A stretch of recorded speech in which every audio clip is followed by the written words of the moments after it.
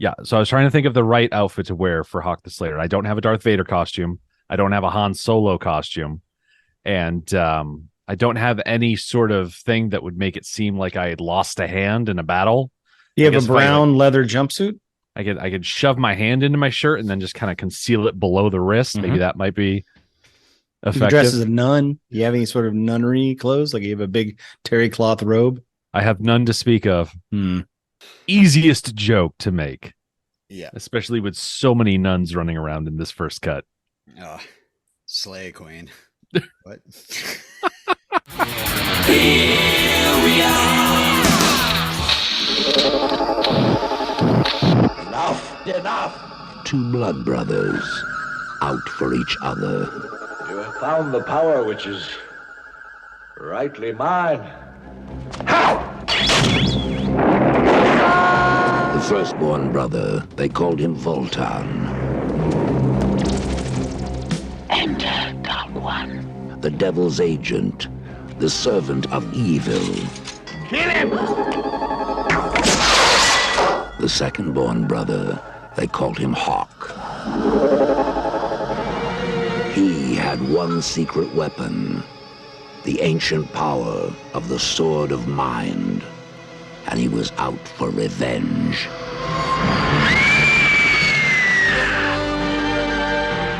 Last thing you will ever see is the woman you love in my arms. I am ready.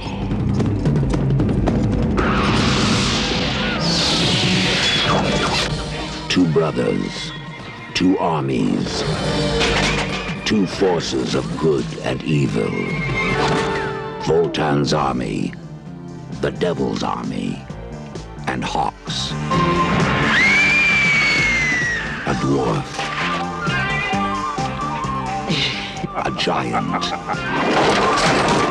an elfin bowman, a witch, and Hawk.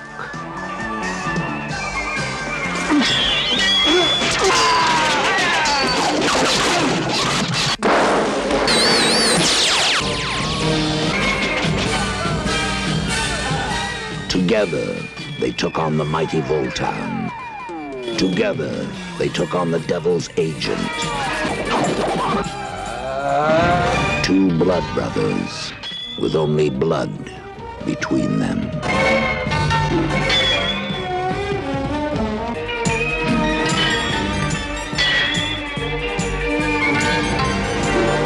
Beyond the edge of darkness, there is a world of sword and sorcery.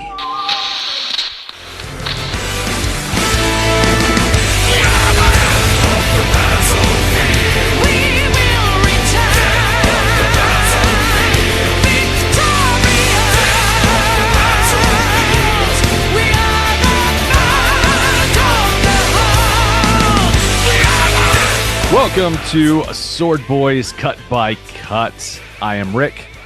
I'm Robin. I'm It's gonna be a lot of Jack Palance. There's gonna be a lot of me trying to work out my Jack Palance, trying to figure it out. Like it's hard because it's less of a imitation and more of a cadence change. It's just kind of there's a lot of very breathy, like it's a vibe for sure. It's a vibe. This movie's a vibe. Yeah, you're going to have plenty of time to practice that because we are going cut by cut through Hawk the Slayer from 1980. Squawk! This first cut begins at 0 seconds and it goes all the way to 14 minutes, 55 seconds. It begins with good old-fashioned patricide, the kind you love. And it ends with the abbot lobbing a softball to whoever had to make a trailer for this movie. Let's talk about this movie, where we stand with this. Is going to be the first one where it's not in everyone's wheelhouse. I know there's at least one person on here, maybe both, that had never seen it before. I kind of pushed it and I thought I hadn't seen it. We'll talk about that in a few minutes, but also I know people, like I know some of our bastards and broads also are like, I have no idea what this movie is. So we should give it a rundown of what it is. Yeah. One thing's for sure. Everybody in the 1980s Swords and Sorcery Facebook page loves the hell out of this movie. If you say one thing out of turn about this movie, they will come for you. Mhm. And is this the some would say room rightfully so. for Swords and Sorcery? Like, I wonder if it's an Oh. ironic thing. Like, Yeah, now it is. that's a good way to look at it. There are people that I think this movie. I was looking up stuff, and so I looked up reviews, and there was a review from 11 months ago, which is hilarious that people are still reviewing this like on Google. Just in case you need a review of this movie from 1980. Or what is it? It's not 80. It's 87. No, it's 80. No, it's 1980. It's This 80, is yeah. early 80s. ooh, Barely. So this was made in the 70s. And we could feel that in the plot. But this one review, it's 5 stars. Okay. It's a 5-star review. yeah. And I think this is a good way to think about this movie going into it. It says this film is a classic and follows a script and plot more like a Dungeons and Dragons role-playing game than a typical film. I'd ask anyone to completely ignore the negative reviews because this film should not be taken seriously, and it does not take itself seriously either. That's bullshit. It takes itself super seriously. This movie I'm so takes happy. itself extreme. At no point other than like the giant and the dwarf, no one is like hamming it up in this movie. Mhm. I've Half never the seen actors- Giant Dwarf. What? Oh, well, I mean, I've only seen 14 minutes and 50 seconds of Hawk the Slayer. There will be So- people of varying sizes in this movie, Right. and neither of them are the thing that they are. The dwarf, not that short. The Okay. giant, not that tall. It's so when you see him, you're As just like, long as Hawk slays. he does. Slay, Hawk, slay. Slay Hawk, slay. Yeah. And how tanned is Voltan? Well, he is the dark one. So Oh, yeah, that's true. He's probably pretty tan. Yeah. So I did a little bit of reading up, and by a little bit of reading up, I mean the bare minimum of reading up on this movie by going to the movie's Wikipedia page. And so this film is the brainchild of Terry Marcel and Harry Robertson. They wrote the movie. Terry Marcel is the one who directed it, but they saw the growing interest in the swords and sorcery genre, and they saw that there were these big movies that were struggling to get funding. And so they said, you know what? Let's just do it cheaper and faster, and we'll get it out to theaters and make a bunch of money. And let's put Jack Palance in it. Yep. Yeah. They had initially planned to finance the film with private money and then Roger Corman distributing it until Lou Grade said that he would guarantee the movie. So the producers voiced their desire to produce a series of Hawk films. Didn't actually end up happening because of, how this movie turned out. But their initial idea was to do very low fantasy, super realistic without any sort of flashy special effects. And Well, there aren't any flashy special effects in this movie. So yeah, that changed between the initial concept and the final produce. They added a shit ton of magic to this movie. But it's also not good. It's not good special effects. Emphasis on the word shit. It's all bad, but it's great. It's endearing. As for those of you that are watching it for the first time along with us, and then these two guys especially, just go with it. It's super fun. It's not that long. It's like a perfect 80s movie. Yeah. And I'm seeing like it performed well in the UK, but they did not release it in the US. Well, which that's is why because maybe- everybody in the movie just had their cousins and friends go see the movie. It made money purely on people related to folks that acted in it. Yep. And it made money in that every person, like I kind of wish we had a Brit in here for this first episode to tell us, oh, this guy's from 14,000 seasons of Shackleberry or some show that we've never heard of. There's a few that There are, but I did most some of these IMDb guys, stuff most of these myself. guys feel like they like to us, they mean nothing. Like they're just, oh, that's a fun character. He's kind of fun, like the giant guy. But when you, if you read like up about them in Britain, they're like, oh yeah, these guys are beloved character actors who everyone loves. So they were like, oh, this is a home run in this movie. Let's just put this two Americans in it, him and John Terry. Well, Terry Marcel was like, I like this guy. I don't know why. What is it about him? What is Speaks to me particularly. I just like the name John Terry. Terry. This and this movie also is let's see, from 1980. The one of the writers, the other writer, is also Harry Robinson wrote the music. That's not normal. Very rarely does the writer write the music. The music is a star of this movie and in and of itself. Oh, we're gonna play a little right here. Here you go. That noise, this little weird piccolo. I don't even know what it is. It's a flute of some kind. We're gonna figure it out by the end of this movie. Yeah, I think it's the flute setting on a Casio keyboard. It's really pitched high though, and they've pitched it as high as it goes. I don't believe I heard that in the movie yet. Maybe I did, but I was taken by the heavy strings coming in, and then and it's like da-da-dum, da-dum, and then the like, almost like a harpsichord playing like a melody over the top. If we get Swordboys Music Minute going, maybe we'll get to talking about that. You'll hear it more. I mean, you got to go back and listen to the Hawk the Slayer, the title card when it comes up, with no moving images behind it. That's where they play the Hawk the Slayer theme song, and it has the piccolo. It sounds like yes, it's during the opening credits. Of course, sorry. It's like a million. Yeah, it's like here it is again. We'll be using it a lot during this movie. Just wait, it grabs Robin. Your attention every time. Later in the movie, they use it to transition scenes, and it's amazing. that little whatever it's called, the doodly doo. Look, just wait. Yeah, the subtitles that I downloaded it's almost for like this a Batman movie. 1966 thing. But It's an ooey ooey oo. Yeah, we're gonna call it from now on the ooey ooey oo. It's OOEE with a hyphen in between. It just goes ooey ooey oo. Yeah, nice.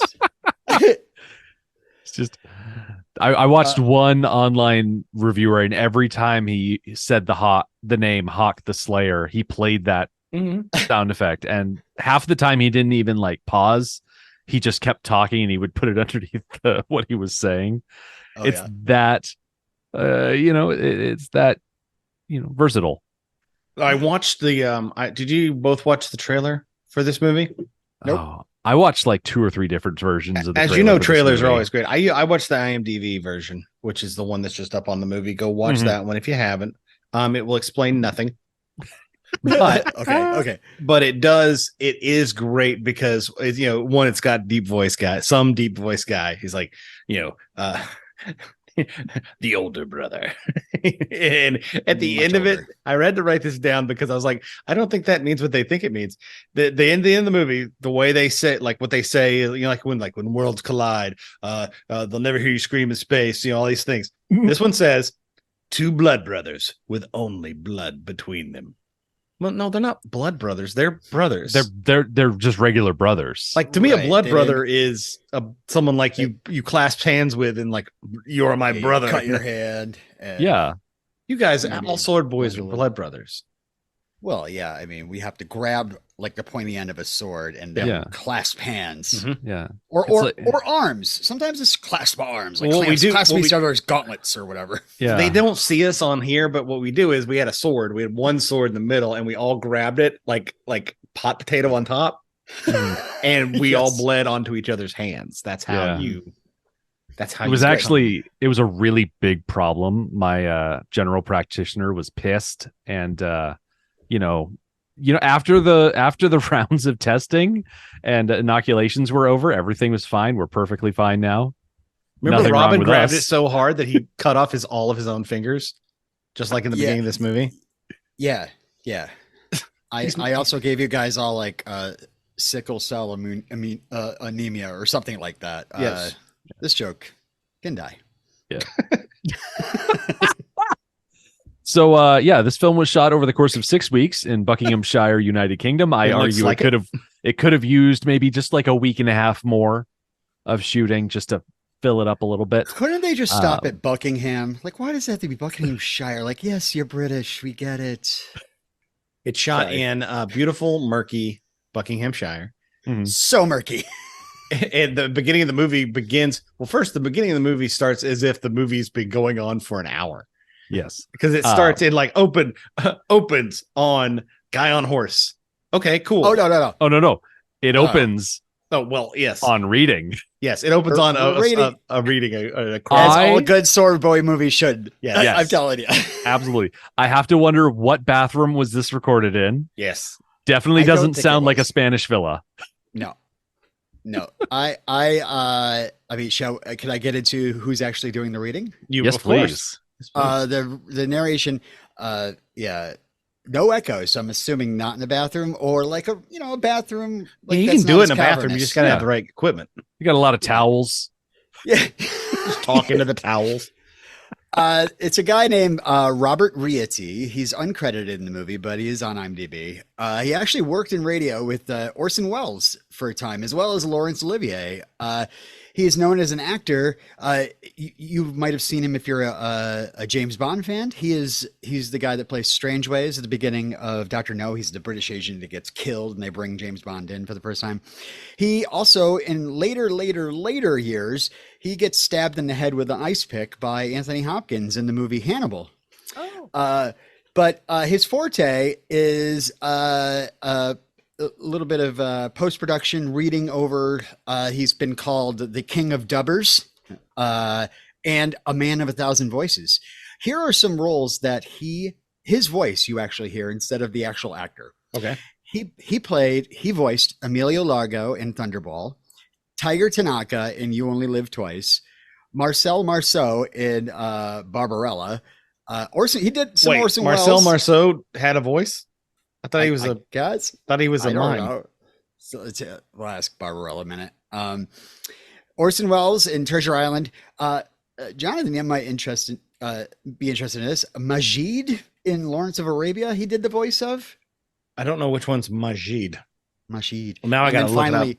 And then finally, he dubbed Blofeld in For Your Eyes Only, which I think is just in the opening bit. Isn't that the one where he gets dropped in a large smokestack or something like that? Yes. From a helicopter. He's like, "Do you know?" This is when they could no longer. This is when the. Hold on a second. Hey, I'm recording. You know, that's why you yelled. No. Okay. This is very serious. God. I think it's when the James Bond movies lost their thing with that big dust up they had where basically they couldn't say Spectre or show Blofeld for like post 50 Thunderball. years. That's why they did. Robert Rieti actually did a role in Never Say Never Again as well. I didn't write that down, but yeah, he voiced Emilio Largo in Thunderball, and I think he just did like a minor role maybe, and Never Say Never Again. Was he uncredited in all those, or does he credited? I mean, as far as I know, I didn't actually see the movie credits, but he's in IMDb as in like post production, and they show that he's voice acting or whatever. But yeah, we got the King of Dubbers bringing us in with this. This is a story of heroic deeds. I just note the capitalization and everything. I'm wondering if this is like a reaction to Star Wars.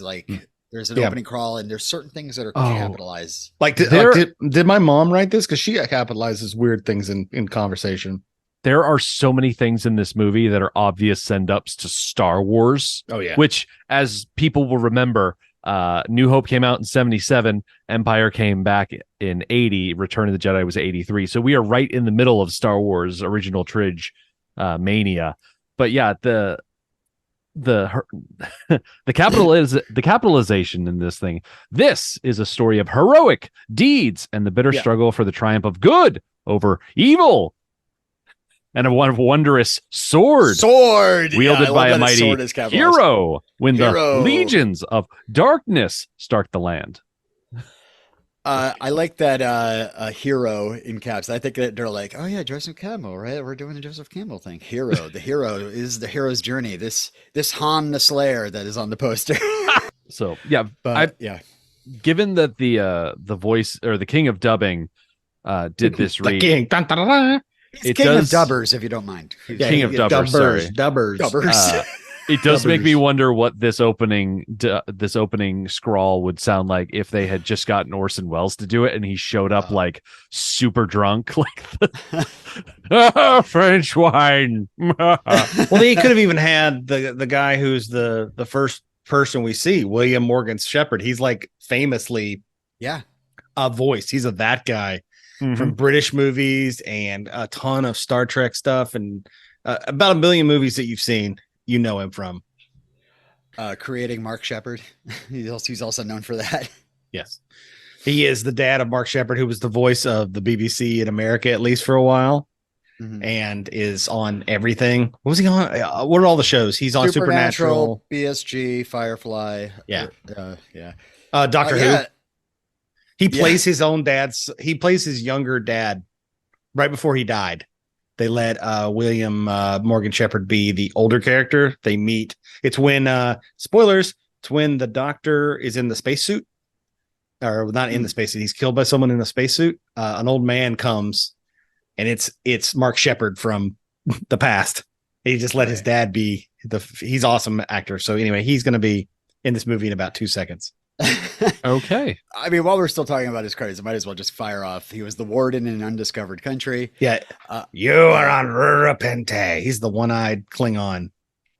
And apparently he's in the Highlander inspiration, The Duelist, as fencing master. Yes, love excellent. The Duelist. If you haven't seen The Duelist yet, we've talked about it before. Excellent sword boy recommend. Yeah, it's probably the most realistic sword fighting movie you will ever see. Yeah. So anyway, go back. I'm sorry. Go back to the King of the Dubbers. Yes. Well, that's really all I had to say. It was just kind of like analyzing the crawl, the Legions of Darkness. Like it's in capitalists. Does that mean like it's an actual? This is their business name? Or? Yes. Okay. We are under it's more of a small confederated company. We're not really. We're not incorporated. We're more of an S corp for sword. Sword Corp. I think it's. Can we just change our name to that? I think it's really unfortunate that the opening narration promises a legion of darkness, and just spoiler alert, the movie does not deliver. It's six guys, maybe 10. I think a legion is just one of them. A legion is at least 1,000 people. Yes. Well, the Legion of Doom is just a few guys around a table. That's true. Now that I think about it, they're only like. Do the henchmen not count in that scenario? Oh, I don't know. They don't show henchmen. I'm not a DC guy. Okay. I'm barely a Marvel guy. I'm not really a comics. Oh, I got a DC fact for you coming up later. Yeah, hang on tight for that one. Yeah, I think another property that we're all very familiar with, aside from DC and Marvel comic books, is the aforementioned Star Wars, because the first character we see riding through a scene that started in another movie, we can only assume, because as Jonathan mentioned, we're coming in medias res, no setup. We see a guy dressed in black with a, flared out dark helmet. Definitely not a Darth Vader costume, care of a Renaissance fair. This is totally original. Absolutely. Did you guys not see the other star of the movie? It's me, everybody. It's Clompy. I'm back. I barely Jack Palance's horse. I barely recognized him. Well, I've lost some weight, but I'm back. I did note that. I'm like, all right, we're watching this horse's legs for a little bit too long. Hell yeah, you are. Look, hey, my eyes are up here, Robin. Yeah. Yeah, I know. Robin, do you want me to recut these opening moments with ZZ Top's legs? Is that what you're saying? Only if Clompy is doing a cover of it. I've got legs. I know how to use them. We should have that recorded by Horse and Oates. All right. So moving on. Oh, good. You're back, at least. Sorry. Is that a goddamn music reference? I think it is. The good thing is when he bombs now, we can just add in the Hawk the Slayer sound effect. The ooey ooey ooey oo. The ooey ooey ooey, yeah. It's like ooey ooey. Yeah, do we have a slowed down version? Like, no, stay away from that. Good. Speaking of things that you should stay away from, the next thing we see is actor Ferdy Mayne, who plays, according to IMDb, quote, old man, father of Hawk and Voltan, end quote. Young Hawk's father. Freddy. Right. Young Hawk's father, or old Voltan's father. Yeah. Old Voltan's. But he's standing in his gold painted room next to his I guess his spa, his hot tub, and I thought he's that thinking hot tub was going to have something to do with what they have to work on here to like make the sword work. Has nothing to do with it. It's I just think extra. he's just standing there thinking like, did I need to pay extra for the lighting package? Like I already shelled out for the smoke effect, but did I really have to shell out for the lighting package? Either that or he's standing there and he's actually in his robe ready to hop into the hot tub or something like that. I think spa. it's a golden hot tub. Yeah, it's Look. like a golden room with a purple hot tub. Mhm. So, In the Middle Ages, these people lived very well. And that's why there were revolts all the time. although Old Man is a true sword boy because the only decoration on his wall is a sword. Is a sword, yeah. He is a true swordman. True. And sword instead boy. of like butter witches, he's got some golden gargoyles, just kind of like looking into the Yeah. hot tub. Yeah. contemplating it. Now you can see the sword that right now is Fisty the sword. He doesn't have another name yet because it's just a giant fist Yeah. on the Right. sword. So you know that whoever made that sword is thinking, I know that a common move for people is the pommel strike. You've got your sword swinging around, but sometimes you're in close, you just got to bop them with the pommel. So why not make the pommel fish shaped so it's like a punch? I think some people sold. sometimes stick the pommel of their sword into a naughty place. And so he was trying to make it like, no, you can't do that. It's now a fist. Well, good luck. That's why you have the cross guard Yeah. as protection. That's like a flared base, guys. That's so it keeps it from going up in you. Anyway, Wow. so Yeah. old Voltan's father is around this pretty hot tub. We get our When can first casualty of the movie, nameless guard in hallway. He's Yeah, this Jack poor guy. Palance's first victim. And I gotta say, not really doing good at establishing who's where. Nope. I'm assuming this passageway is leading to the old man, but I don't know. And then they cut away, and then they cut back, and now Jack Palance is in the room with the old. Okay, Because all he right, went guess through a it's the same secret place. passage. 61-year-old Jack Palance. And his father, 64-year-old, whoever this guy is. Yes. His name is Ferdy Main. Birdie Maine. Ferdy Main. Can I talk Jack Palance, please? Yes. I have so many fun facts. Well, one, not his real name. Yeah, Ukrainian immigrant parents. His real name is Volodymyr Palinyuk, which, if you know another Palinyuk, a famous one, his name is Chuck. He wrote Fight Club, who is apparently a distant nephew of Jack Palance. Really? Okay. Yeah. Well, that's Yeah. very interesting. Well, it is, especially since my boy Jack here, he fought as a professional boxer in the 30s. Only one His name time.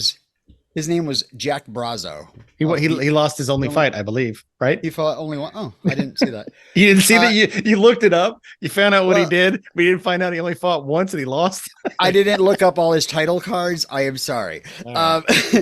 But yeah, he worked in coal mines of Pennsylvania. He went on to University of North Carolina on a football scholarship, but he quit because he was, quote, disgusted at the commercialization of the sport. That was in the 30s. Okay. What? Oh man, if Jack Palance knew back in the 30s about oh my gosh, I was gonna say Clyde the robot from is it Fox Sports or something like that? There's a robot that like dances in the little interstitials. Yeah, that's Of the some- Fox robot man. Yeah. I Yeah. thought I could have. He's calling him Clyde. Is his name Clyde? I don't even know. I don't know. I kind of assumed. Do you think he was like, do you think Jack Pound's like, no, I will not wear your Pepsi Co jersey. Now he's starting to turn into Kern from Star Trek, who is Worf's brother. Now he sounds like this. He sounds like Oh, all boy. Klingons. I need to not talk like that. Yeah, leave that for Backlev boys. Or what? Who? Baklava? Batleth? Battleth. No. Battleth? I don't know. Batleth. Anyway, Jack joined the Air Force for World War II under the name Walter Polanski. There's a story about him needing to bail out of a burning B-24 plane and get reconstructive surgery on his face. That's why he wears all his th- mask. Yeah. But there's a quote that was all like a bunch of hooey. He said, I'm just going to read it in my normal voice. Nope. Studio press agents make up anything they want to, and reporters go along with it. One flat created the legend that I'd been blown up in an air crash during the war, and my face had to be put together in the way of plastic surgery. If it is a bionic face, why didn't they do a better job of it? He is a pretty funny guy. Yeah.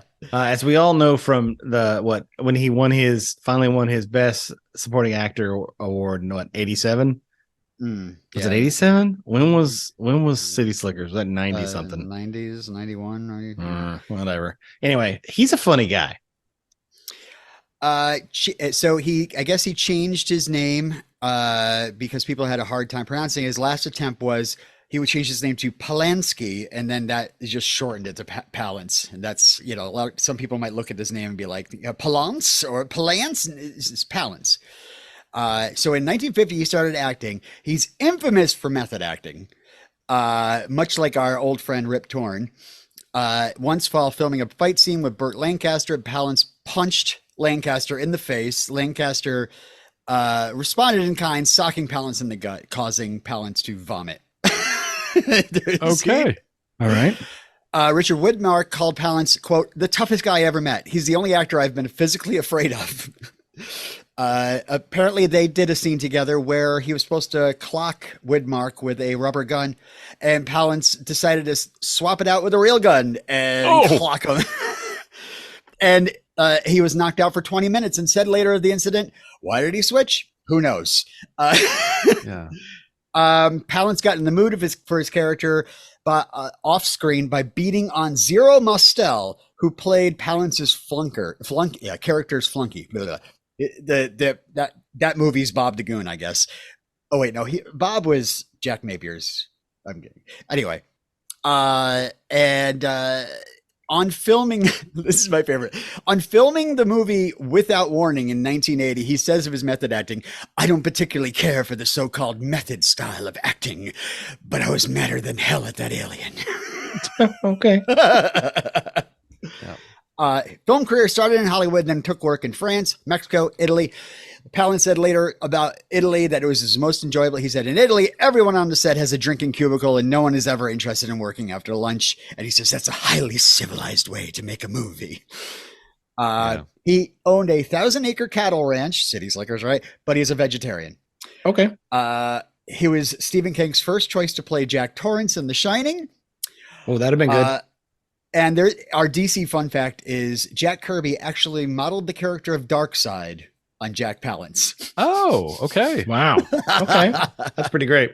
Well, since we're talking about fun facts about Jack Palance, he is yet another actor who will never return your call. We're getting invite him to be on your podcast. You can try. You can certainly try. But I have a feeling he's gonna literally ghost us, just like Rip Torn. I've been on the phone all weekend with Pee Wee Herman's people. Can't get anybody to fucking answer. One of his last quotes I have here, it says, I go to see maybe 7 films a year at the most. And since I only go to see the best, it follows that I very rarely see my own. See, he knows he's a good guy. He's very self-aware. I don't know a lot about his personal life. Like, I know he's a Republican. He was a Republican. Yeah. But he was a Republican back when it was harmless. I guess more harmless than it is now. That's right. I threw that down in the podcast. Shout out to his other notable big bad roles. He was Boss Grissom in Batman, L.G. Murphy in Young Guns, and Jack Wilson in Shane. Shane's a great movie. And he also hosted Ripley's Believe It or Not in the 80s. I'm like, I must have watched this. Oh, because he didn't say, like you and I would say, Ripley's Believe It or Not. Welcome back to Ripley's Believe It or Not. He said, Ripley's Believe It or Not. It was so good. It was so good. I watched that show. It was never anything unbelievable. It was just from another country. It was just because we're from America. We don't know shit about anybody. It's like, over here, these monks, walk on weird things. And you're like, yeah, it's fine. They walk on coals. Okay, cool. But it's like, do you believe that, America? And you're like, yeah, I guess. Yeah. I love the idea of Believe It or Not. I mean, you could just put any old story and at the end you'd be like, either you believe it or not. I mean, and then we meet And then we meet on some sort of other horse that's not Clompy. I don't praise this horse. He crossed the picket line at one time. I could tell this horse has a real bad attitude about him. Yeah, but they do pass Clompy. Clompy's there. And our titular Hey, Hawk! Hey, Hawk! I know you. You're famous. You should be the first name on the credits, but you're not. You're Jack Palance is. That's weird, right? And we meet John Terry. And this is probably the most emoting you're gonna get from him the whole movie is this first scene. I don't know what this movie was doing with John Terry. I like John Terry. He's been in again, another guy that's been in everything. He was on Lost. That's biggest thing. He's that guy. He was on 24. He was on 24. He played the father of a woman named Kate who becomes romantically involved with a guy named Jack Bauer. And then on Lost, he plays the father of a man named Jack who becomes romantically involved with a woman named Kate. IMD fun facts. They're fun. They are fun. So we'll meet our two main guys. These two are brothers, of course, sons of the man who's just a few years older than Jack Palance. Yep. So as you can tell, Jack Hawk the Slayer, played by John Terry, is not dressed in a Han Solo costume. That's definitely not the case. Okay, so he suits up later, I'm assuming. He goes to Hoth, right? Hoth the Slayer. Anyway. John Terry, also another Bond thing. He played Felix Leiter in The Living Daylights, I should say. Living Daylights. Yeah, he's the one that... Did he get eaten by? No, the other guy gets eaten by a shark. That's License to Kill. Anyway. So yeah, Voltan wants the key to the ancient power. What ancient power? Doesn't matter. This is the last we're going to hear of it anyway. Ferdy here. We're going to see him again whenever we cover Conan the Destroyer, apparently. Oh, excellent. Because we don't see him after this scene. He doesn't come back as like a force ghost. I mean, like a ghost. No, he's not. There's no, once he's stabbed, it just takes a while to die. Yeah. John Terry does do some emoting from outside. The voiceover, he's great in the voice studio. He probably got some tips by the king of dubbers, because he's just like, father. And he knows somehow that his, 31-year elder brother is in that room, because after shouting for his father, he shouts for Voltan as well. He also doesn't know the secret entrance, obviously. He doesn't know the secret entrance. Right. He didn't discover the hatch yet. No. Sorry. So he's waiting, let the secret die. And because obviously Voltan, so the point of this movie is Voltan wants some sort of power. We don't know what. Okay, great.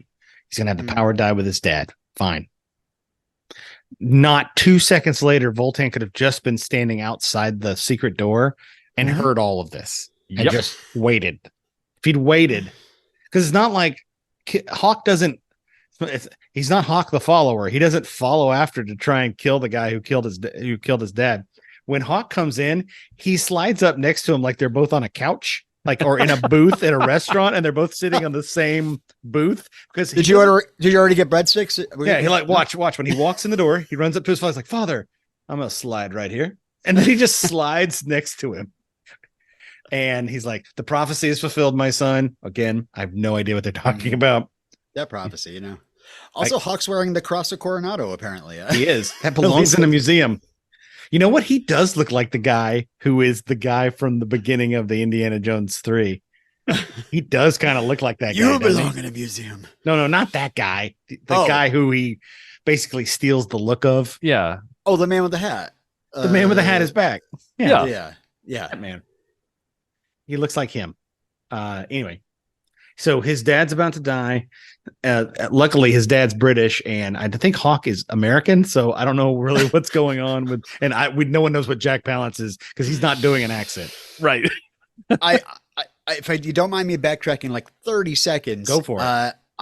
I think maybe every cut we should nominate for the best Jack Palance, the most Jack Palance line. And I'm telling you, I heard Boss Grissom from Then Let the Secret Die. Now, as he's plunging the sword. Yeah, the number one guy. So what you're basing it on is number one guy is the thing where that's the gold standard. Like, is that his thing? Like the pause with the breath. Yes. He'll do it like 16 times in this movie. So just get ready. I'm happy to say this is the most Jack Palance. Palance parlance. Can we call it that? Yeah, I love that. Yeah, absolutely. Yeah. This is the JPP. You know me. I'm down with it. Okay, good. That music reference I get. Well, you've always been naughty by nature. I know. Thanks, buddy. Thanks, blood brother. Yeah. So he's going to teach him this magic trick where they're going to take it's a rock, but they call it an elfin mind stone. Right. It's part of the magic where the elfin mind stone is able to disguise itself as a regular rock. It's like a stone from a river. Yep. Do you have any elfin mind stone? Is this something they pulled from any Gygax like D&D type stuff? I mean, it doesn't sound familiar, but it certainly reeks of it. It's weird that he says elfin and not elven. Yeah. Which makes me think it's almost like they don't know what they're doing. Elfin is like, for me, elfin is like looks like you have an elfin look. Mm-hmm. Like you can be small, slight, pointy ears, kind of like we're going to learn. Oh, there's an elf in this too. Yeah. Robin. You're going to learn about him. Wait, so like this is a mind stone that looks particularly elfin. There might be a mind stone that looks gnomish, and there might be a mind stone that looks orcish. I don't know. Or maybe giant. Maybe there's a dwarfen one. There's a giant mind stone, and it's just a boulder. Yeah.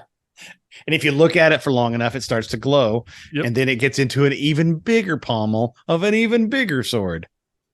I just discovered that almost an hour away from me there is an Elfin Lake, Vermont. So I might. That's have just to a visit rock. That.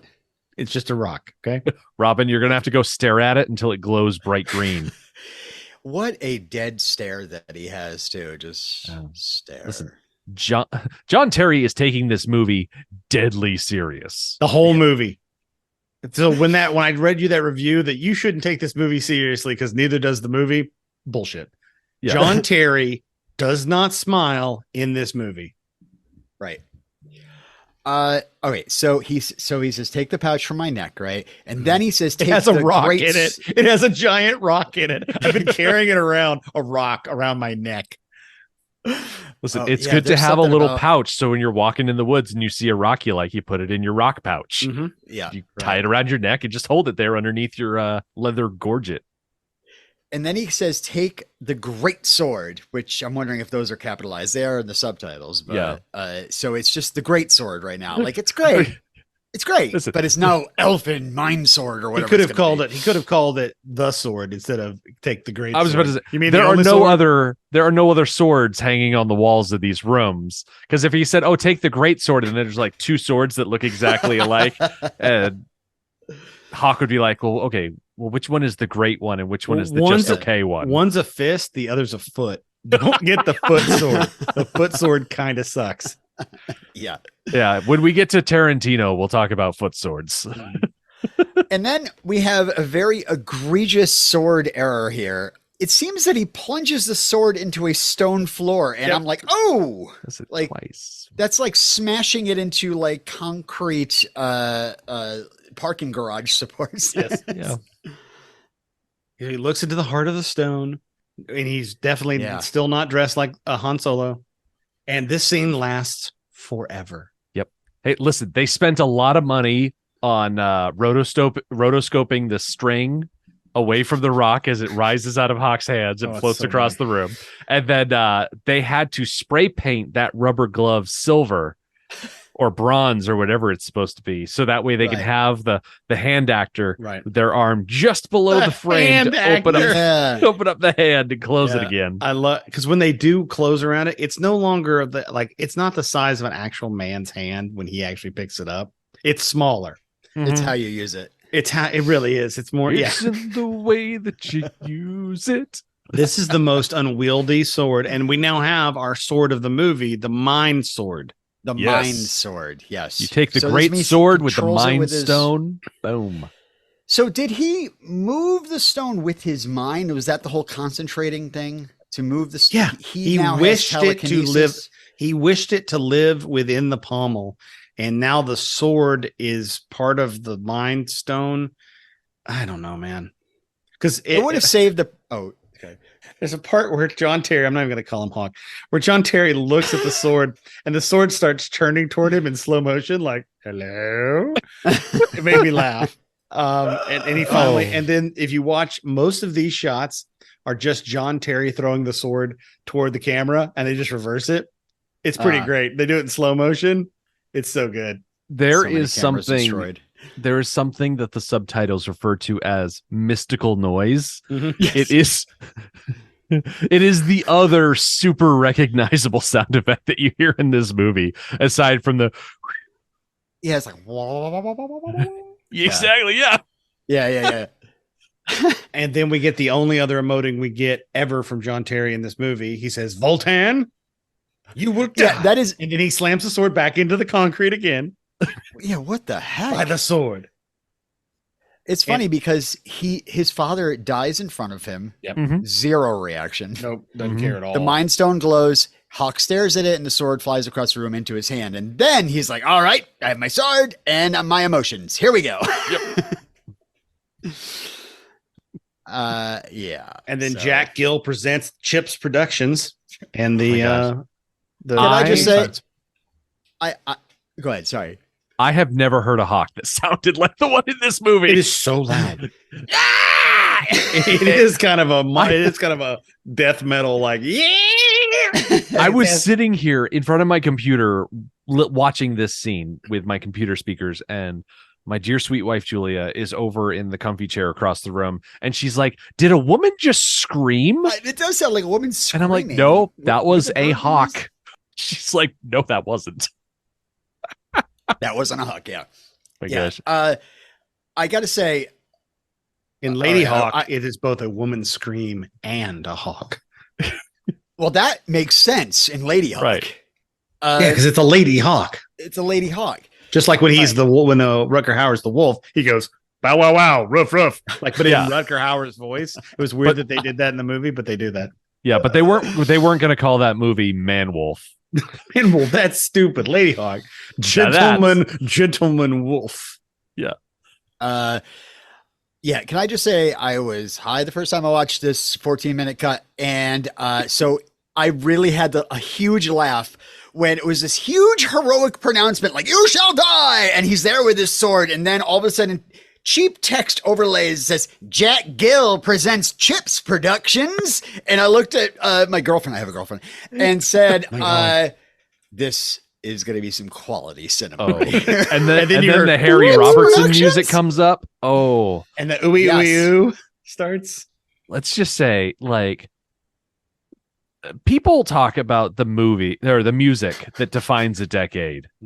And I would say that the Harry Robertson soundtrack in this movie, like, it's like take everything. It's like take everything good about ABBA and just all of the cocaine from the 1980s, Mhm. roll it all into one as like a merging of these two time periods and musical styles. It makes And you it want to coalesced. makes you want to pick up a rock from a stream bed, jam it into your fist sword, and then run around hacking away at people while on a horse. Exactly. It's a rock I could find at Elfin Lake if I look hard enough. Harry Robertson, by the way, it does say he's billed as or at least I don't know, maybe there's some sort of credit at the end or whatever, but he's also billed as Harry Robinson. And it's weird because, you know, he's also the producer and the writer, and he got the Harry Robinson credit because he worked as an arranger for Decca Records. And apparently He says, it was whilst working at Decca that I had to change my name. This is because the check they paid me was made out to Harry Robinson, not Robertson. It would have been a nightmare to try to change it, and the bank would have been difficult. So out of laziness, I suppose I opened an account in the name of Robinson. And that's how Harry Robinson came about. Same way Jack Palance went to war as another person's name. Back then, they just took your word. What's your name? Yep. Fred Johnson. Sounds right. I'm going to blow your minds right now. Harry Robinson also had another pseudonym, Harry McLeod. What? Spelled exactly like. Wow. Yeah. He is So, a true hey, sword so boy. many connections between Guy's all got- these movies. He's got good taste. I haven't heard any of his other music. That's as we go through this movie, maybe we could listen to some other songs that he's written. Does he like the piccolo as much as he likes it in this movie? Oh God! If it's as intriguing as the Zamfir deep dive I did for Karate Kid, I mean, I am ready. All right. So credits happen over camo color. Mm-hmm. It looks like a cross between camouflage and the album cover for Nine Inch Nails' Downward Spiral. Oh my God! Another fucking Maybe Nine Inch Nails. Trent Reznor was definitely inspired by Hawk the Slayer. Just saying. And we meet our once Terry Marcel's name comes up. We meet our first character. I love that. This is another thing I laughed my ass off watching because the last credit it says directed by Terry Marcel, and as his name shows up on the screen, it's overlaid over a guy collapsing face first on the ground. Thought it was him. Thought it was him. Like he Well, just no, died. it's just kind of like I want my name above the guy that looks like he just fell over dead. I was like, ooh, symbolism. and right here is where we have a little bit of a budget save because we see Ranulph here running, but we hear the clattering of swords. So it's like, oh, I think there might be a battle. That's he's the running Legion. from. That's that Legion of Darkness. It's We don't just need off to screen. see them. It's too dark to see them. We could have had Randolph like look at the camera and be like, "Oh man, there's that Legion right behind me, just right over Come there. on, Legion. You can't see it, but it's there." you may take my fingers, but you'll never take my freedom. He falls into the matte painting of an abbey. Yep. And he knocks on the door, and the First of nuns bring many. him in. And thank God, I call her Sister Badass. She's the Reverend Mother of this in this section that we see. She gets taken in here a little bit, but she's the only one. All the other ones are like, "Oh God, what do we do?" The Abbess. The Abbess. There is one other sister that has a name here Yep. that she's called by name. Sister Monica. And Monica! no! And then just off scene, you've got Sister Rachel and Sister Phoebe are there too. Yep. It's a nice. rent-controlled abbey. I wish Ranulph had been like, "How you doing?" when he woke up. Could I be any more holy? Yeah. Ranulph shows up at the door. We were on a break. His fingers were. So his fingers are gone, and Sister Badass, Mother Badass, excuse me. Mother Badass has saved him, and she's feeding him soup. And he's telling her, this is kind of like your soliloquy. This is kind of like your, all right, Ranulph, we're going to give you the beginning of this movie. Mhm. We have no idea how this has to do with the beginning of the movie, but we're going to let Yeah. you kind of tell us. He talks about the Legion of Darkness, as seen off screen, Yeah. is attacking his village, killing the women's, the children's, all of them. Killed the men, the women. They slaughtered him like animals. So yeah, the Legion of Doom has slaughtered all these people, and he's run off, and Solomon Grundy was the worst of them. Yep, he's sad. He's sad. He's got that survivor's guilt. Yep. I want to say William Morgan Sheppard as Ranulph may be the best actor in this movie. Yes, agreed. Everybody else, they're either trying too hard. What are you saying, Rick? They're not trying How are hard you enough, saying he's the best actor? or they're just missing the mark entirely. But Ranulph is he's the perfect oatmeal. He's the perfectly comfortable bed. He is the Goldilocks zone of this movie. Yeah. I'm here for exposition and to move the plot along slowly. I have to heal first. Yeah. By the way, the abbess says that he was delirious, and he said, many things. And she says, quote, some so terrible they passed our understanding. Oh, no. He must have talked about tax documents and what that means on people's computers. Yeah. Oh, God, I dream of cryptocurrency, a great many things, blockchains. Someday you'll have to get reservations for dinner over apps, and then also, what is he talking about? Right. There'll be podcasts about sword movies. The horses will be replaced. Clompy will be replaced with robots. That's Clompy. me. He talked about me. Can't take my job. I'm in a union. Where am I, by the way? I was just part of that movie. I'm and here. I'm gone. Don't worry, I'm here. I'm pillaging. Look, hey, don't blame the horse. Blame the rider. Okay, Yeah. I'm just saying. Am I one of the sisters? Sister that? Candy. Candy does not belong in this place. I don't know if she's there. It would be, by the way, I lived through this time. I was freelance. I worked with the Legion of Darkness for a while before I went to another. It was a gig economy back then. Oh, that's so terrible. I don't understand what you're talking about. Gig? All right, well, that was fun. It's funny because he talks about how like his village was destroyed and he was the only one to survive. And I was like, is this our old friend, the Judds? The Judds hammer down his village too? And now he's like a beat. Does he talk to animals at all? He doesn't talk to me. Yep. But the abbess asks what sort of, man or demon or creature would do all of these horrible things. And we get the reveal of the name of this villain. And it's the guy we just met like 5 seconds ago. I mean, Hawk says his name, but now we get a title as well. Voltan, the Dark One.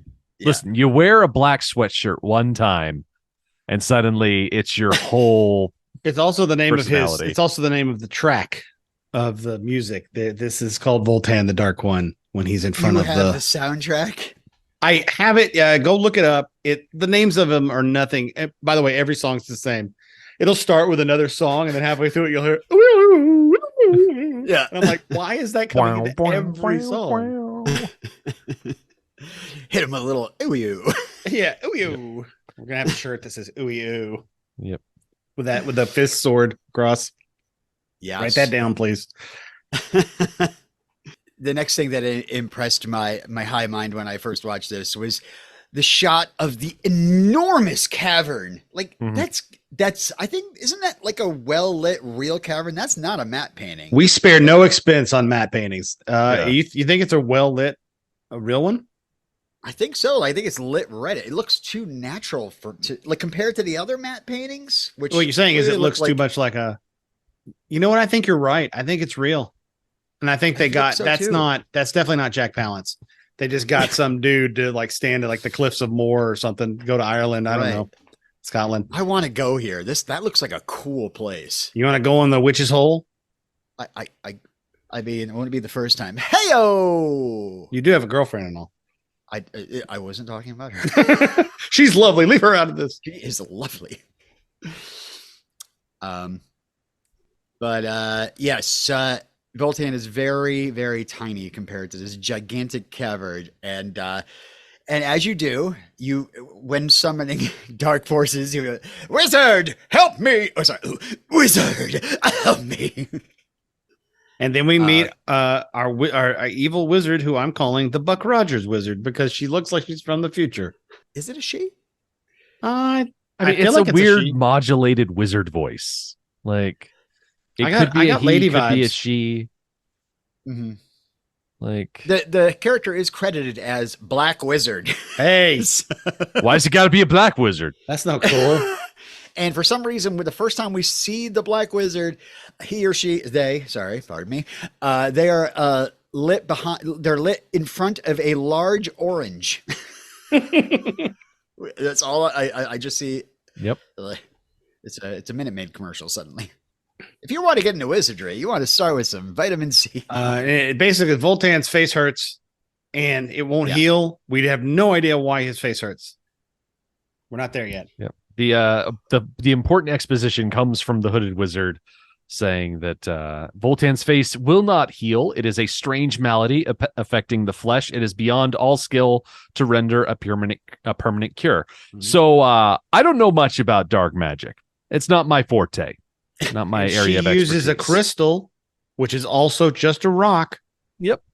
Every crystal in this movie is a rock. So we know from the insane shouting in front of the cage that Voltan is indebted to this wizard somehow. Sure. So this wizard ostensibly has Voltan by the short hairs. And like I said, don't know much about magic, but I do know that if you have a maniac by the short hairs, you keep him on that leash. You do not let him go. When you first came to me, you had 3 to 4 people. I gave you a legion of 12 to 13 people. So you owe me, Voltan, the Dark One, whatever your name is. Yeah. So you can use any sort of rock that you got to shoot lasers into someone's face and tell them that it's going to take the pain away. Mm-hmm. But, you know, it's just a placebo. It is. Like, she said, oh, you're going to need more treatment from the crystal. And I'm like, is it crystal meth? Like, is the first one free and now he's hooked on the angel dust or something like that? Yeah, he says you promised me something in return for my sword arm, and I was like, what? And I go, oh, he's going and destroying villages because the Dark Wizard wants him to, and is what he wants is his face to get repaired? I don't know. They're Winona Junning all over England, I guess. Just normal medieval stuff, which is just go around, pillage, loot, kill, maim. Are all the stones elfin, and does the Dark Wizard paint their nails with elfin fingernail polish? Because they glow all the same green glowing color. I don't know. Is the long fingernails why you thought the Dark Wizard was feminine? You know what? It could be. It could be. I might have assumed that they had. It's very binary of you, John. It is. Well, it's the Middle Ages. It's a different time. I was just, the 80s. You can't judge the 1980s interpretation of the Middle Ages through the lens of today. It doesn't work that way. It's Hawk and Eve, not Hawk and Steve. I thought it was a he, but because I was just naturally like going, okay, that's Darth Vader and that's the Emperor. Oh, okay, I got you. Hey, this is Darth Vader. There was no emperor. They couldn't have ripped that off at this point. No one knew about it. They knew of an emperor, but then no one knew that they wore robes. Well, he shows up in Empire in the hologram. Yeah, in Empire. It hadn't come out yet. They made this movie before Empire came out. Oh, okay. All right. And remember, they shot this movie in 6 weeks, unless they shot it literally in between the 6 weeks where Empire Strikes Back came out. They just to the set, go. They did all of the Dark Wizard stuff like in the last half of the 6th week, just after they had all gotten back from the movie theater going to see Empire. We're gonna totally get sued for Voltan's helmet. Oh, this will play into my plastic surgery rumor. Yes, this would be perfect. Like, is Jack Palance in debt to a Dark Wizard as well? At this point, I was in debt more to a series of investments I'd made in the San Fernando Valley. Oh, that is too terrible to understand, Jack. So I had to do this movie. Oh, sorry. I had to do this. A movie. It's the last word that has to be. It's not the middle of it. It's not the middle. It's the last. And you have to hear the person breathe in, and then you have to say movie. It's almost like what's his face on What We Do in the Shadows. It's a New York City. It has to be that kind of inflection. We're getting there. We're gonna crack this. We're gonna crack his. So we got to leave the Dark Wizard's soundstage. My cave. Go back to the Caddenbury Abbey because. The one last line where he says, "You'll need the crystal again to heal." Like, because it's meth. Have it before. Stop calling them he. They don't know what they say. Yeah, they will wait. No. I'm talking about Voltan, who is very mail forward, or Voltan, yes, Voltron. He needs the crystal again. Yeah. But he didn't have the crystal before. The crystal was in the pouch. His dad's No. pouch. Did he The steal his crystal dad's is pouch? the one. The crystal is the one that more the than hooded one. wizard is using to heal his face. The Emperor So- used the crystal on Darth Vader's face. Yeah. So the Mind Stone and the crystal are two different Two things. separate, totally Things. separate, distinct That is the magic face rocks. stone, Robin. I don't know what you don't understand Oh, about yeah, this that's movie. right. I want to take the face stone That is the Yeah. face stone. Okay. from the hooded wizard. From Yeah. now on, I- every stone we see, there are going to be others. We're going to have to decide what stone it is. Mind Yeah. I have stone. no more questions the rest of this movie. This cleared There- it all up. Mind There stone. Face is stone. there is one key line of dialogue that the hooded wizard says before Jack Palance is released to go terrorize the nuns. The hooded wizard says, "There is one who stands between us and the final victory. You will prepare the way for his death." So we can assume that everything Voltan does for the rest of this movie is his goal is to prepare the way for his death. Which is He's got- So, probably it's, Hawk. it's obvious it's Hawk. Hawk is the guy who's in the way. of the Your hooded blood wizard. brother. Yeah.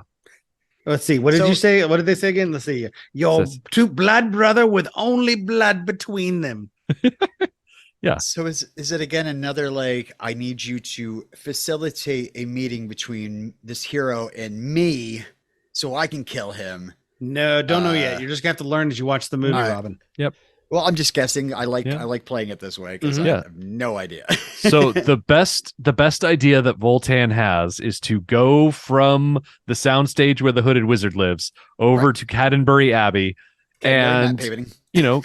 kidnap the abbess because nothing draws out your enemy like kidnapping and ransom. I'm going to take the abyss. Oh God, yes! Anything that ends with an S. Yeah. Also, the abbess, much like the priest in Highlander, says, "This is a house of God." So This is a very Christian movie. he takes the abyss is like, bring me gold or I will slice your bread. Yeah, I will make a mean sandwich if you Yeah. do not. That get me bread some actually gold. looked really good. Yeah, Don't worry. yeah. Oh, thanks for Both the slicing that up dwarf for me. and the giant enjoy the food of Mhm. the abbey later. Yeah. So Whole scene. this scene also introduces a pivotal character to this Mhm. movie, Voltan's son, the old man father of Hawk and Voltan's grandson, Mhm. Yeah. and his name is Drogo. Much Drogo. like the dragon from Game of Thrones, and when I mispronounced Drago from Rocky 3. Yeah. No, Rocky 4. You know Rocky what? 4 is I Drogo. Yes. I actually Drago. went to middle school with a guy named Drogo. Really? Unironically. Nope. His Fir- name was first Drogo. name? First name. I won't say his last name on the podcast, but Why not? he and his brother's name was Rolo. I fucking shit you not. Was Mark Singer their dad? No, you know what? I never Wow. met their parents. No, I I will think they're name from- you Could've been Rolo, that. and I will name It's- you Drogo. I think it's like a Ukrainian or something, like it's an actual like other countries. Like it was more like family names from their original country they were originally from. Yeah. But yeah, he was the only Drogo I knew. Because who knows a So you met the Drogo? dragon. Right. It's, Um, it's not a Khal super Drogo. common name. By the way, I'm gonna start No. calling what's his name? Ramulad? Rumlum? Ranulph? Ranulph? Yeah. I'm gonna call him Bad Luck Chuck. Oh He- my gosh. It's like, just got up, my fingers feel better. No, knife in the chest. Ugh. I know. By the way, if you didn't see What that an coming, idiot. Jack Palance telegraphs that throw for about Oh my- 2 minutes before he Yeah. throws it. This stupid idiot comes in with one arm and a crossbow in his hand. Well, you don't He's know. got yet. You one ha- shot. No, That's oh, it. okay. No, he doesn't. Okay, just so you know, he does not. Robin, I'm going to get you jazzed for the next episodes. Okay. Everything in this movie has multiple shots in it, and they come out really fast. The crossbow's one of them. There's an elf with arrows that like pulls them faster than like you can see. So it's just like arrow, arrow, arrow, arrow, arrow, Okay. arrow. The So, like, crossbow, lots of arrows. the crossbow is a repeating crossbow. Yeah. There's like a clip Sweet. on the front of it. Yeah, Loaded in. you'll learn later. You don't know that yet. Basically, he All could have right. taken out that entire Yeah. room. Yeah. Drogo, Rolo, Voltan, he could have taken them all out. Yep. All right. Speaking of weapons, I was very impressed by Voltan's sword. I Oh gotta yeah, say. it's got a little It's skull very on the pommel. badass. Oh man, it's a Yeah. nice one too. And it's He an holds X. it It's right an up. X pommel. Mhm. Yeah. That one might need to go It's- into the we need to create a vault. We need to create a Swordboys vault. Here, let me open it up. Voltan. You know what it is? Voltan. It's a cross guard. Ah. Oh, I thought you were about to do a sword fight breakdown. That's kind of the cadence. But anyway, Where is the sword fight in this? No? There's no sword fight in this first cut. Okay. well, I mean, old Voltan's dad does fight that sword sort of with his body. It's like, I'm gonna fight that sword. I lost. Yep. So yeah, that sword we should have a Voltan of swords. Mhm. I'm worried that we finished Beastmaster. We never really finished and said definitively what is the name of the Beastmaster sword. Does it have a name like all the other swords we've talked about? Yeah. Yeah, Have kind of a name. it's Young Dar's father's sword. Okay, that's what I thought. That's what I thought its name was. I'm making So write sure. that on the little tag. Yeah, in the yeah. vault next to the sword. YDFS. YDFS Yeah. is. I'm writing on the tag and I'm putting it back in the vault. But Is this Scully? Yeah, I don't know. he's my number one sword. Oh, number one sword that's it right there. Number one sword. Let me write that down. Number one ... a sword. And then we have the mind sword, of course. Yeah. Yes, the mind sword, and then we have Used to be the a great katana, sword. Now it's the a mind katana, sword. the Kurgan sword, which is I would call the Kurgan Oh, sword. yeah. The breakable sword. I would Rick's call least favorite Ramirez katana. Mhm. Do we consider that Connor? Is that Connor's katana at this point, or is it still Ramirez's? Oh, it's still Ramirez's. sword. Yeah, he had it longer. Okay, Yeah. so it's by who had it longer. Got it. Yeah. Yeah, Connor had a claymore, but he left it behind in the Highlands Yep. when his wife died. Boo-hoo. When he took all the clothes off of Ramirez I and need a put him grave naked into marker. the What can I ground. use? Yeah. Anyway, getting back to this movie, Drogo, son of Voltan, is the one who grabs the abbess and says, "We would like you to help us, old woman." That's not very nice. She's Annette like 38. Crosby, she was only 46 in this movie. Oh, old Which- woman, decrepit old thing. By Hollywood standards, she's True. practically a scene. Ancient. Like she could be on the Golden Girls by Hollywood standards. Yeah. Weren't the Golden Girls like 55? Yeah, they were not Yeah. that old. Ugh. They just had like graying hair. That's it. So he threatens them with more sandwiches. Yep. He does talk about the fat coffers of the church. And again, this is just interesting that they are using like Christian stuff here, but they also have dark wizards and elfin mind stones. I mean, so they you know, have- how does this mix? They have the trappings of Catholicism. They never And say the trappings? word. You hear know, it? They say call it like the- God. yeah. They just never say Jesus. Like Hawk wears a cross, but it's not a crucifix. Like No. it's like a It weird sure looks little Chachapoyan idol type of thing.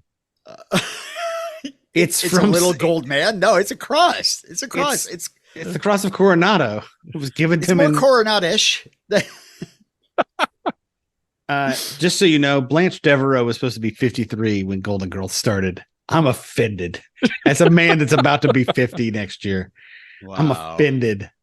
Wow. And I know Robin, you're 50, right? I'm quickly approaching. I'm 48, but I've already decreed that once I hit 50, it is officially IDGAF time. Like I'm working my way to it. But I'm thinking, God, when I turn 50, it's going to be time to just be like, yeah, I don't care what. Is that when you're going to start sleeping around like anything. Blanche Devereaux? Oh God, yeah. I'm going to Yeah. be doing all the drugs. Yeah. I'm going to disown my children. Just go off on go hike Mayan temples. I don't know. Yeah. Something like a Everybody knows that Rumspringa. after a certain age, STDs don't affect you. That's true. They only Thank God, thrive 'cause in I'm young Blood bodies. Brothers, with you guys. So, Bad Luck Chuck is now been told to go to the monastery, to the I know. No. he's told to go to the Holy Fortress. Yeah, whatever that means. Yeah. At Danesford. Sure. And I love how the nuns are like, they've stolen the abbess. What are we going to do? You're a guy who fights. And like, he's looking at the stump on his arm. He's like, not well. I don't. They're fight like, what well, are we going to do? And I was just he's stabbed like, in the arm. He's like, what do you want? Pay the money. You are the church. You have more money than literally any other shit farmer out there in the wilderness. Also, guys, Pay could you the patch money. up the gaping hole in my chest possibly before you send me off? Also, he comes up with a new name for Voltan in this. He calls him Skullface. Okay, was he talking about Voltan or was he talking about Voltan's sword? Because Voltan is holding the sword with the face out, as if the sword is another character there watching what's happening in the It'd scene. be great if that Maybe sword right had a off little mouth on it that like opened and like he like. Well, how much did I want the great sword to start being like, "Hey, give me that stone, put it in my mouth. This is my mouth with my hand." Oh, so Voltan cuts the bread in half with the sword part, then flips it around so that the pommel can eat the bread.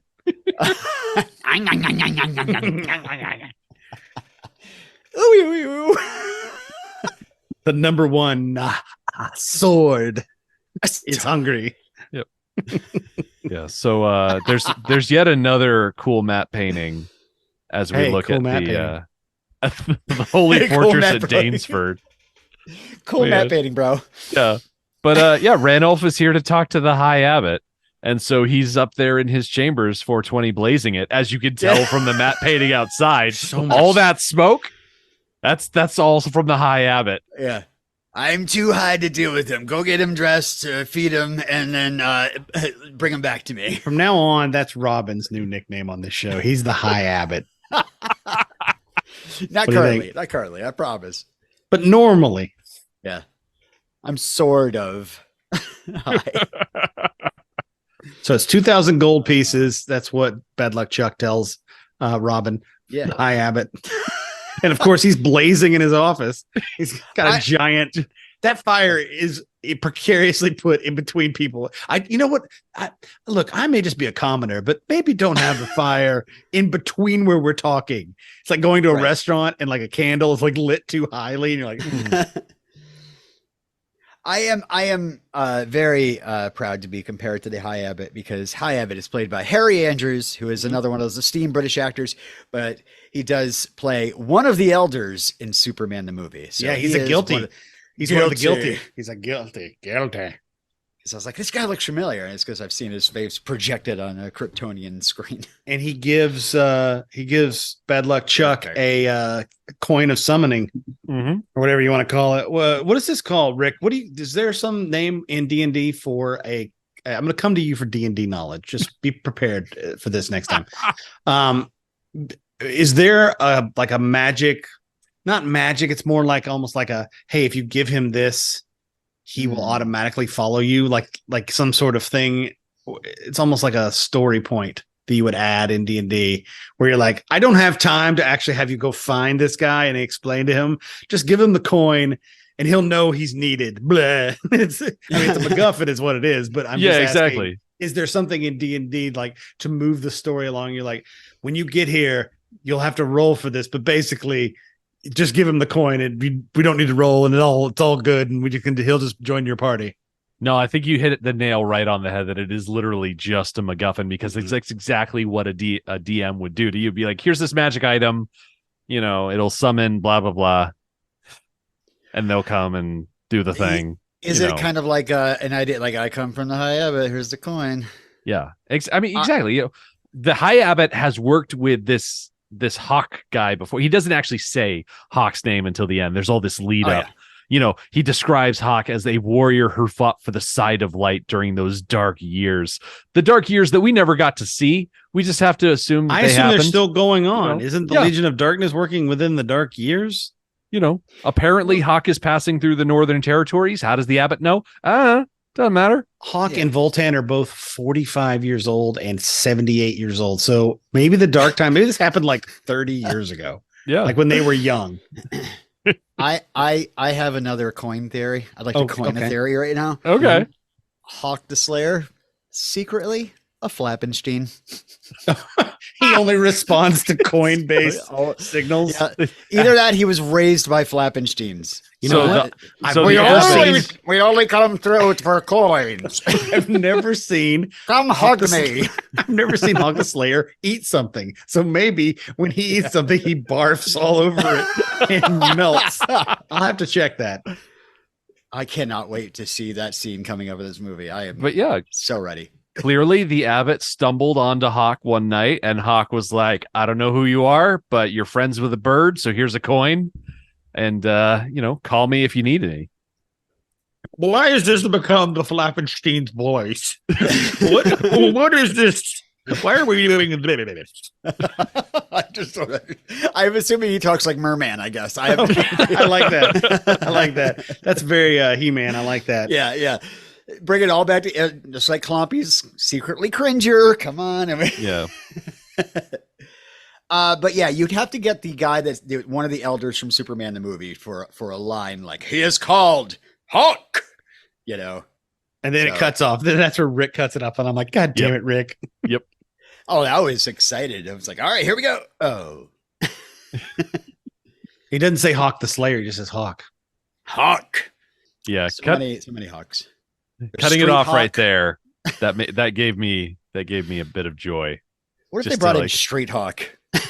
He was rolling up on his motorcycle. Or Avery what Brooks. if it was Tony Hawk, like 1980 Tony Hawk? So he's like really young, and he's got the knee socks pulled all the way up on his skateboard. Did you and say he's just- Avery Brooks? Avery Brooks wasn't on Street Hawk. He was named Hawk on Street Hawk was a white dude. The guy from Was it Pirates of Penzance. No. Check the I ancient know scrolls. my stuff. This is good. Street Rick Hawk. Street Hawk. Avery Brooks. No, The TV show. it wasn't called Street Hawk. It was called Hawk. Because Hawk was the character from Spencer for Hire. Spencer for All right. Hire. No. All right. A Man Yes. Called Hawk is an American Oh, action man. drama series starring Avery Brooks that ran on And what is ABC Street from Hawk, Rick? January to 1989. What is Street Hawk? Let me Please look it up and look who the Come name on, of the guy Street who Hawk. started it. Yep, it started the guy from Murphy Brown and the guy from Pirates of Penzance. Street Hawk is an American action television series that aired for 14 seasons on ABC in 1985. Oh, Its central characters were created by Paul M. Balluz and Robert Woolstroff. And who were the? that was Rex Smith. from Pirates of Right. Penzance. It starred Rex Smith, Jeannie Wilson, Richard Venture, and Joe Rigobuto. Richard Venture. I only call Rex Smith as the original and only person to nail the character of Daredevil. So Okay. All right. Well, you know what that means, Robin? Go get in the Voltan vault. Voltan. yeah, gotta get. I'm Next locked up episode. for the week. Yep. And you've got to wait for the next episode, because coming up next time, Hawk stops some peasants from burning a woman alive. Ranulph is terrorized by two highwaymen before being likewise saved by our titular hero. Voltan pollutes the land with evil by terrorizing the owner and patrons of a tavern. Hawk and Ranulph take a short rest so we can hear Hawk's backstory. Then it's right to the Halloween spiderweb factory as Hawk seeks allies to aid him in his quest. Don't forget, I might show up too. Maybe I'm there too. I don't know. I'm in the background. I'm there. Don't worry, you'll see me. Sister Christian. That's my character's name. Sister Christian. Your candy is much sweeter than mine. Mine is more haggard and used. Yeah, you're post Kurgan you can- candy. I'm pre Kurgan. You can hear the track marks Oh yeah. on Jonathan's candy. My candy's rough. My candy's that candy you find on the ground that's already been eaten a little bit. It's got a little hair on it. You're like, should I eat I this? hope. Can we talk to maybe your wife to have that be your epitaph? Like you can hear the track marks on Jonathan's candy is like right underneath like your date of death. Why do I have to die? Why can't I just? Why I can't just think that's it could be a it shirt. should be immortalized with you. Yeah, okay. I guess it can be a shirt. Fine. Why does it have I to be was on my trying to think of tombstone? more. What do you want on your tombstone? He was known as Hawk. yes. and have it be Harry Andrews reading it as you approach the Everett Graves. Yeah, the king of the king of the pep uppers or whatever he was. And king then of the just, dubbers.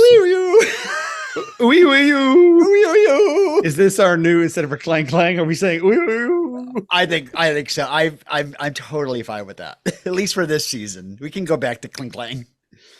But I really gotta get going on my Wait, we should probably tell everybody where we are. That's right. A Man Called Hawk. Yeah, so if people want to hear more from us, you can go straight to our website, which is swordboys.biz. There you should be able to find our previous seasons talking about Highlander as well as the Beastmaster. You'll also find links to our social media, our Facebook group, our Twitter page, our Instagram page. We're on TikTok. We're on Threads. Threads! Are we? I haven't made a Threads account, and I'm we the on social media X? guy, so... We're on X because we that's have a right. Twitter account. I dead named Twitter and by not calling it X. That's my bad. No Sorry. one's gonna know what that is anyway. So don't worry about it. This is all being taped in the future. X is already gone. It's already gone under. It's back on Twitter. I heard X was gonna give it to you. That's what I heard. Heard it makes me jump. Cling clang. Right. So see you in 2 weeks.